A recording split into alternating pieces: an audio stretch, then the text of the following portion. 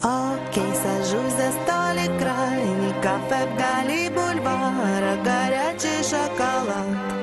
Окей, приносят для девицы, кидающей, как львица, свой разъяренный взгляд. Шоколад.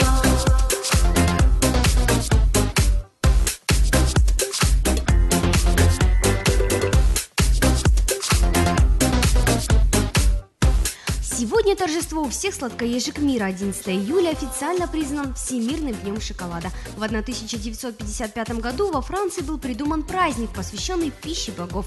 Белый, черный, горький, пористый, молочный, с огромным разнообразием добавок. Он и от депрессии спасает, и без труда создаст праздничную атмосферу в самый обыкновенный день. Это все о нем, о шоколаде.